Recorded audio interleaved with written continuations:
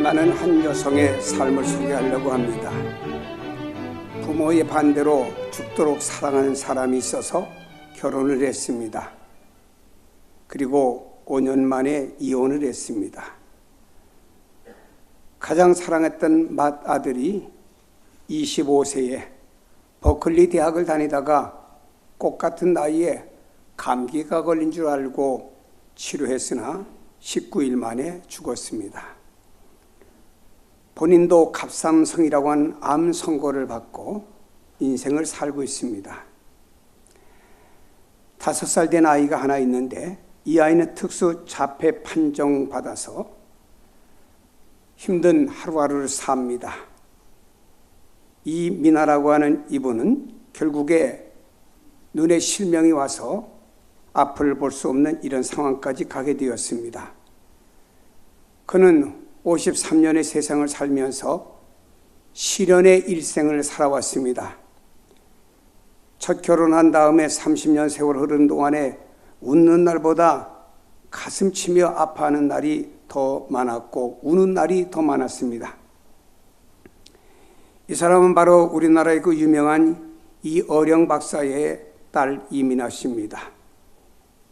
지금 정치계에 엄청난 김한길 씨와 결혼했다가 이혼도 했지요. 이어령 씨가 이렇게 말했습니다. 하나님 진정 살아계신다고 하면은 우리 딸이 볼 수만 있다면 내가 하나님을 믿겠습니다 라고 약속을 했지요. 근데 이민아는 기적적으로 눈을 뜨고 하나님 은혜가 고마워서 미국에서 목사가 되어가지고 고통받는 청소년들을 구제해주고 고난 속에 살아오는 이 미나는 그가 이렇게 마지막에 간증 얘기를 했습니다.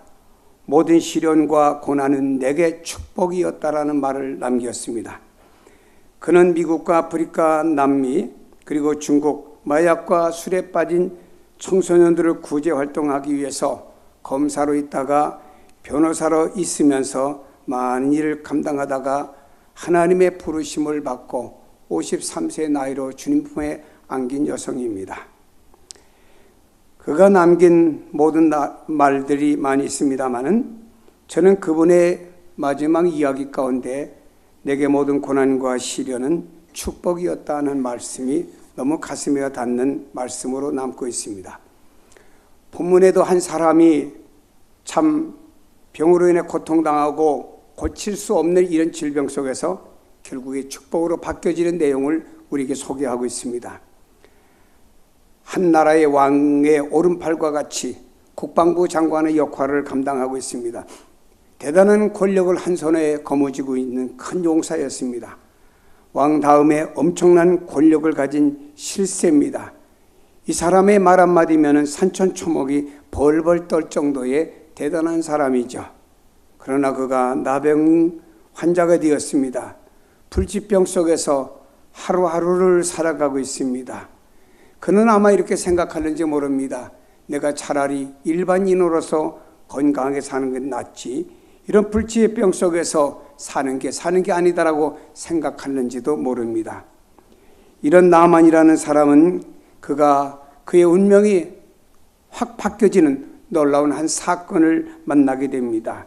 이 사건은 아주 사사롭고 작은 것에서 출발합니다. 포로로 잡혀왔던 계집종 하나가 발단의 역할을 감당하게 되었습니다. 나만 장군 집에는 이스라엘에서 잡혀온 계집종 하나가 있습니다. 2절에 말씀합니다. 전에 아람 사람이 떼를 지어 나가서 이스라엘 땅에서 어린 소녀 하나를 사로잡음에 그가 나만의 아내에게 수정 들었다고 말씀하고 있습니다. 아람과 이스라엘이 전쟁하는 중에 이스라엘에서 잡혀온 포로 중에서 계집종 하나를 나만의 아내의 수정 들으라고 그 집으로 보내주었습니다. 어느 날 이 하녀가 주인 마님에게 이런 말합니다. 우리 주인님이 이렇게 한센병 즉 나병 걸렸는데 사마리아에 계신 우리 선지자 앞에 계셨으면 좋겠나이다. 그가 그 나병을 고치리이다 이렇게 말했습니다. 사마리아에 가면 하나님의 종 엘리사라고 하는 선지자가 있는데 나만 장군께서 그 선지자를 찾아갔으면 좋겠습니다. 그렇게 하면 틀림없이 선지자가 장군의 그 나병을 고쳐주실 것입니다 라고 하는 말을 그 부인에게 했습니다. 근데 이 부인을 통해서 이 말이 남편에게 물론 전해졌겠지요.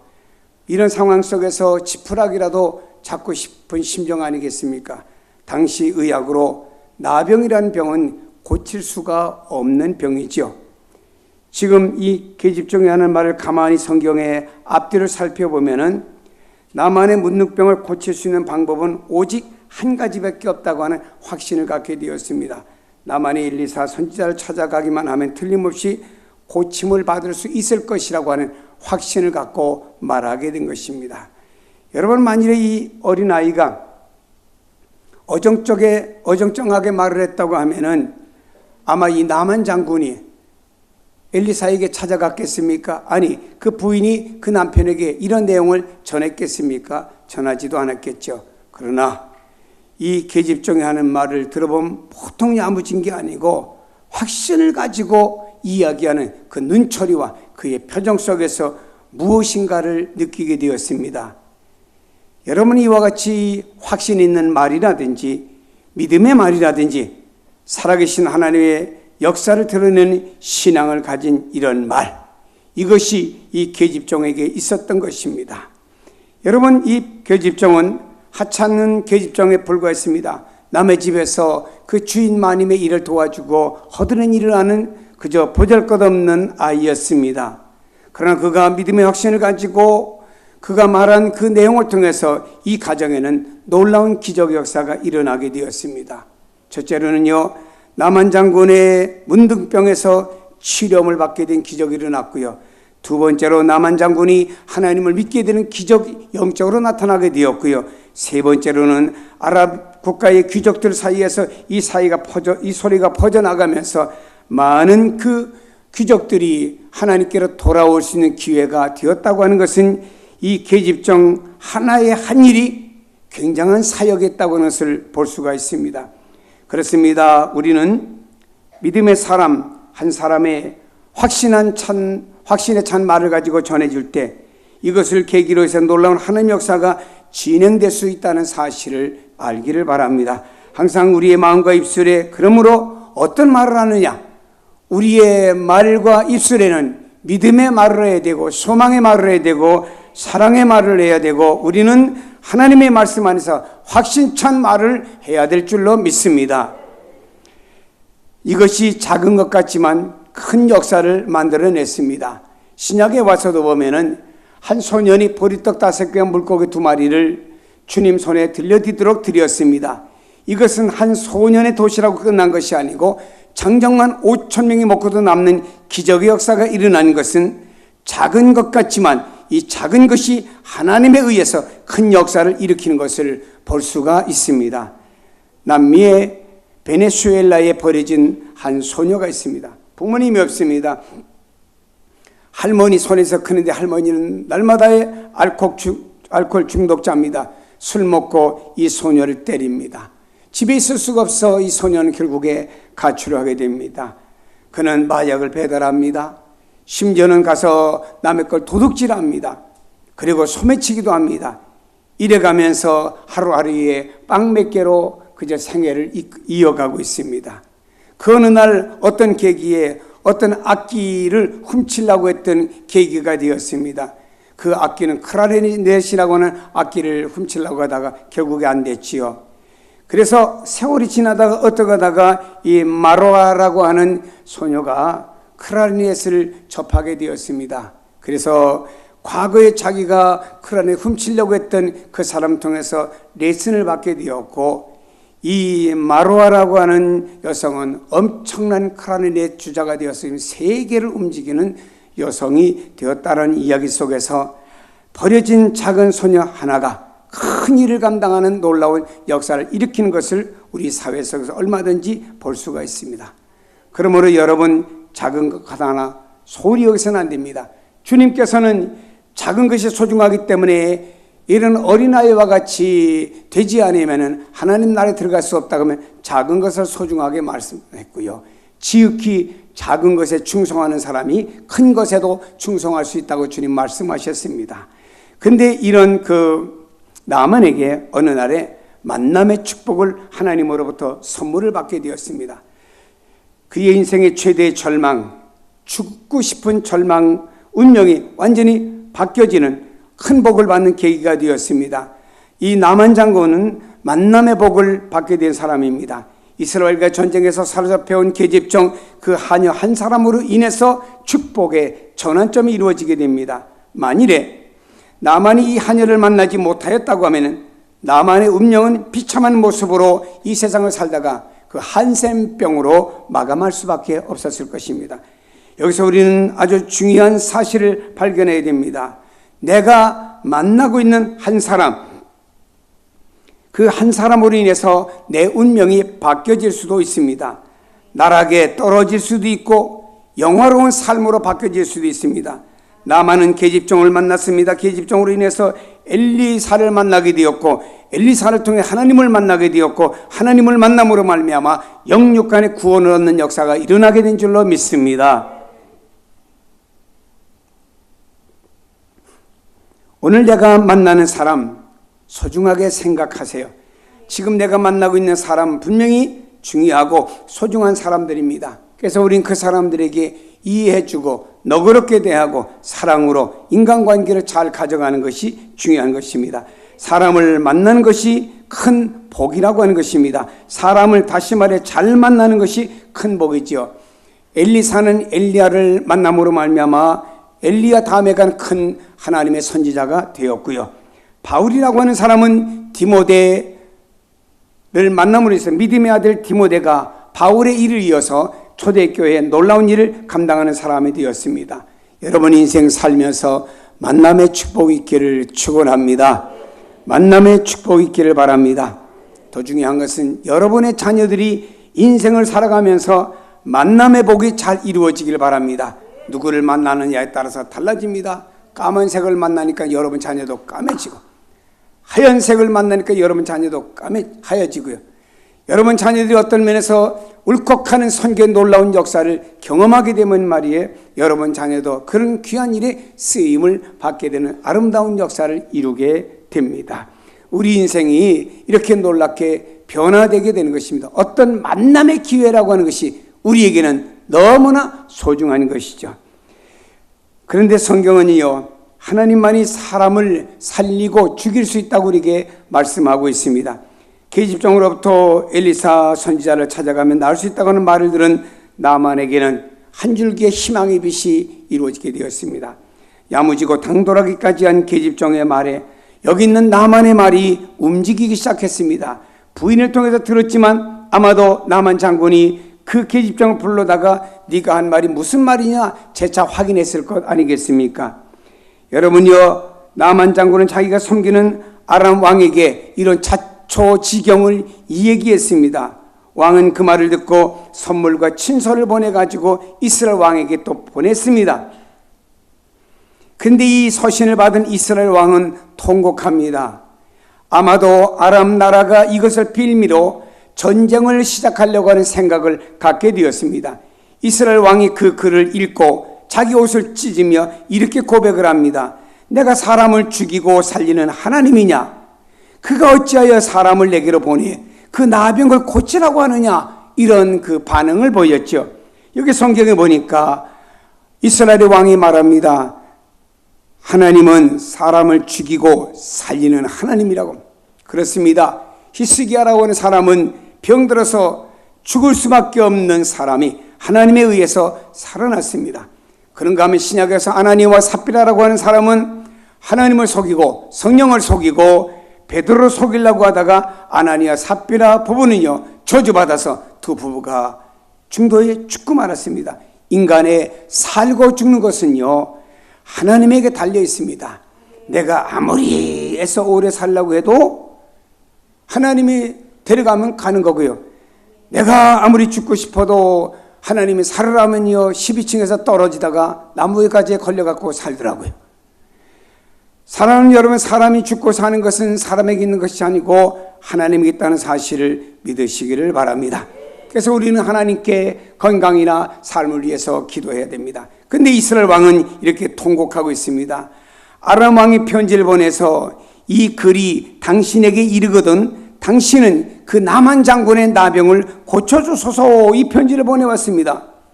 그러니 이스라엘 왕으로서는 통곡할 수밖에 없습니다. 아람 왕이 나만 장군의 나병을 환자를 보내놓고 고치라 이 말입니다. 못 고치면 왜 이 병도 못 고치냐, 빌미로 해서 이스라엘을 침공하려고 하는 계획으로 생각하면서 여기는 이스라엘 왕은 절망적으로 생각했습니다. 이스라엘 왕의 입장에서는 국가의 위기를 맞이하게 된 거죠. 아람이 쳐들어오겠다고 하는 선전포고와 같은 역할이 바로 이 사건의 내용이었기 때문입니다. 그래서 옷을 찢으며 가슴을 치며 그저 어찌할 바를 모르고 있을 때, 이때 이스라엘 왕이 이런 상황이 있다는 사실을 엘리사가 알고 나만 장군을 자기에게 보내라고 말합니다. 8절에 보니 하나님의 사람 엘리사가 이스라엘 왕이 자기 옷을 찢었다 함을 듣고 왕에게 보내어 이르되 왕이 어찌하여 옷을 찢었나이까? 그 사람을 내게 오게 하소서. 그가 이스라엘 중에 선지자가 있는 줄을 알리다라고 말했지요.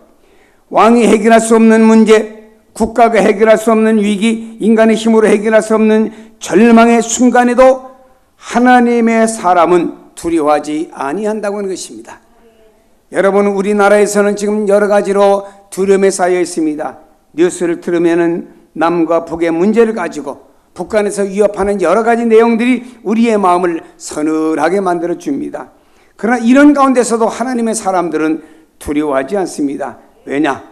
모든 것의 주권은 하나님에게 있기 때문에 하나님이 허락하면 되는 거고 허락지 않으면 안 되는 것이기 때문에, 그러므로 이 세상의 왕이 해결할 수 없고 국가가 해결할 수 없는 위기도 하나님은 해결할 수 있는 줄로 믿습니다. 자, 여기에 볼 때는 골칫덩어리였습니다. 그로 인해서 잘못하면 이스라엘에 전쟁이 일어날 수도 있습니다. 근데 그 사람을 내게 보내라고 엘리사는 말합니다. 하나님께서 해결해 주시겠다 이 말입니다. 하나님께서 우리와 함께 하심으로 말미암아 아람의 왕과 아람의 모든 사람들이 하나님이 함께 하심으로 놀라운 역사를 일으키는 것을 보게 해주겠다라고 하는 엘리사의 확신찬 대답 아니겠습니까? 엘리사의 전가를 받고 나만 장군이 엘리사에게로 왔습니다. 그런데 엘리사 선지자는요, 얼굴도 내밀지 않고 나만과 그의 부하들에게 전령을 보내 사람을 보내서 요단강에서 7번 씻으라고 말을 전했습니다. 여기에서 선지자 위상을 볼 수 있습니다. 사람들은 높은 자리에 자기 아버지가 있으면 얼마나 그 자녀들이 당당합니까? 경제가 많은 집의 자녀도 당당하고, 아버지가 대통령이었다고 아들이 당당하게 또 여러 가지 문제를 일으키다가 아들이 대통령도 아닌데 대통령 행세하다가 감옥까지 가고는 했죠. 여러분, 그런데 세상에도 이런 권세를 잡은 자들의 자녀가 대단한 권세를 가지고 어떤 일을 행한다고 하면은 우리가 누굽니까? 우리는 하나님의 자녀의 권세를 주셨습니다. 성경에 주님을 믿는 자, 그를 영접하는 자는 하나님의 자녀가 되는 권세를 주신 줄로 믿습니다. 하늘과 우주와 모든 만물을 만드시고 지금도 섭리하시는 그 하나님의 자녀로서의 권세를 우리에게 주신 줄로 믿습니다. 다시 말해서 자녀의 권세를 주었다고 하는 것은 아버지의 것을 내 것과 같이 사용할 수도 있다고 하는 것입니다.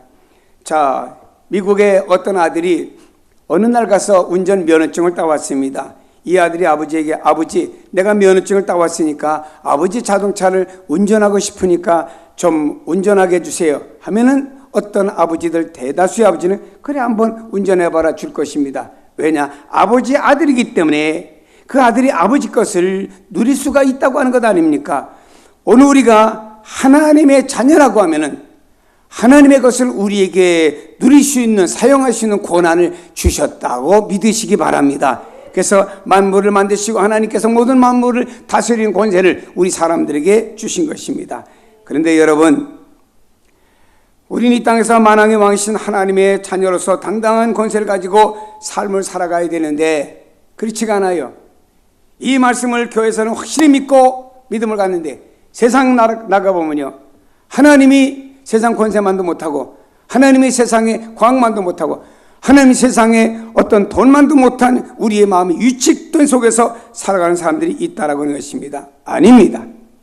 성경에 보면 사드락과 미삭과 아벳느고라고 그러는 사람이 바벨론의 포로되어 왔습니다. 두라 평지에다가 인공과 같이 생긴 큰 신상을 하나 아주 우람하게 지어놓고 모든 거기 바벨론 사람들과 포로되어 온 모든 사람들이 거기에 절하라고 했습니다. 그러니 모든 사람들이 그 앞에 절을 합니다. 그때 사드락과 미삭과 아벳느고는 절하지 않습니다. 여러분, 사드락과 미삭과 아벳느고는요, 분명한 우리는 만왕의 왕이신 하나님을 믿는 하나님의 자녀로서 우리는 하나님께만 경배하고 다른 우상 앞에는 절할 수 없다는 분명한 신앙의 의지가 있었다 이 말입니다. 비록 자기들이 바벨론에 와서 그 생존하려고 하면은 바벨론 정부와 아부를 하고 바벨론 정부에서 시키는 일들을 그 예예하고 해야 됩니다. 그런 주시에 있는 사람이 거기 절을 하지 않는다? 죽음이죠. 결국에 이 사람은요, 붙잡혀가지고 불 뜨거운 불 속에 들어가게 되었습니다. 그때 이들에게 말했습니다. 지금이라도 기회를 줄 테니까 전하면 살려준다. 이때 이 사람들은 아니라고 그랬죠. 그리고 말했습니다. 하나님이 우리를 저 불 속에 들어가게 당신들이 밀어 넣을지라도 불 속에서 구원하실 것입니다. 그러나 구원하지 아니하고 불 속에 타 죽는 한이 있더라도 우리는 하나님의 자녀로서 하나님 앞에서 당당한 우리 신앙의 모습으로 죽겠다고 하는 의지를 보였지요. 이것이 우리가 하나님을 믿는 성도들의 당당한 자세입니다. 세상에 나가서 왜 이렇게 우리가 비굴하게 나약하게 힘없는 사람처럼 살아갑니까? 다윗이 말이에요. 어린 청소년입니다. 골리앗 앞에 왔습니다. 골리앗은 장수입니다. 무기로운 무장한 사람입니다. 이스라엘의 모든 장수들도 골리앗 앞에는요, 아주 죽은 듯이 조용합니다. 이런 상황에서 한 소년이 말입니다. 무장도 하지 않고 골리앗 장군 앞에 왔습니다. 다윗은 말했습니다.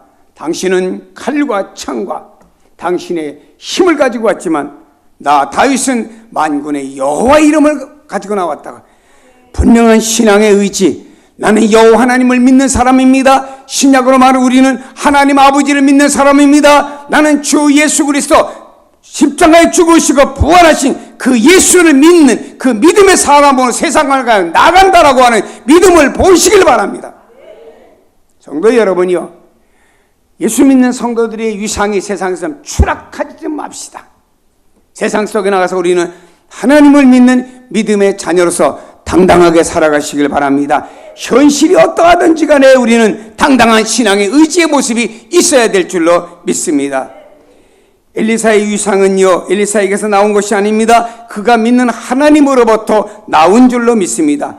이와 같이 하나님을 아버지로 둔 우리에게는 말입니다, 놀라운 권세, 위상이 있음을 아시길 바랍니다.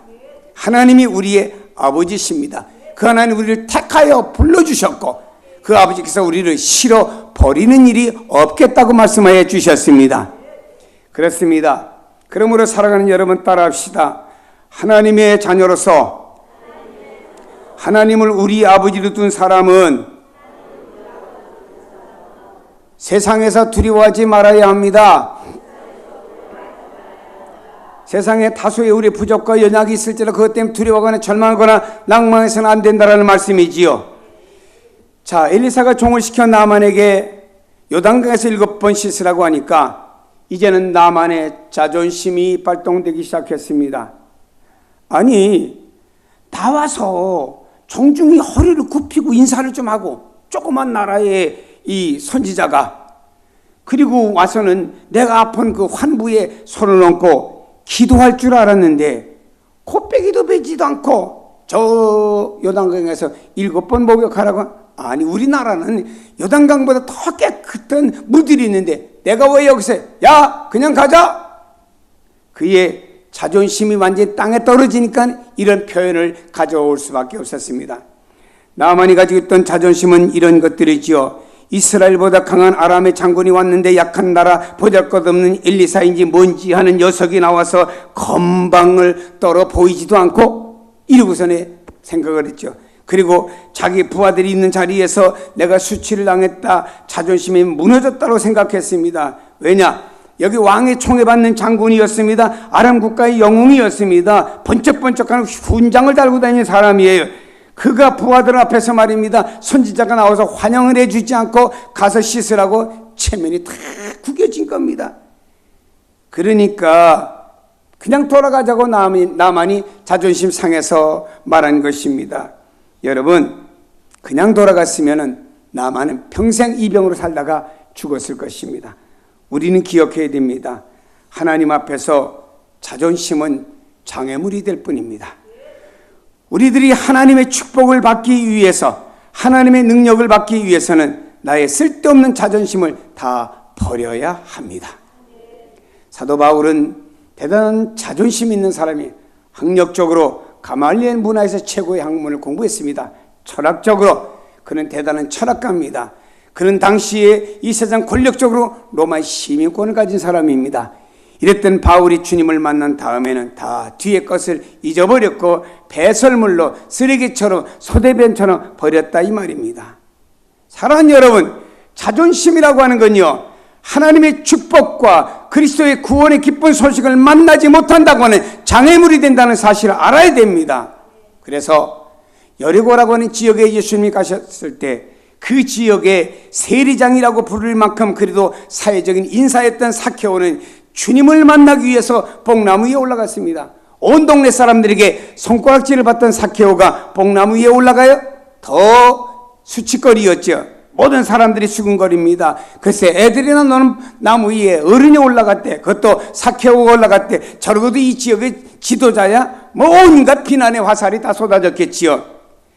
그러나 그가 자신의 모든 자존심을 다 버렸습니다. 왜? 주님을 만나기 위해서입니다. 주님이 그를 만나 주셨습니다. 이 집에 구원이 이르렀도다. 이 사람도 아브라함의 자손이라고 하는 칭호를 받게 된 것이지요.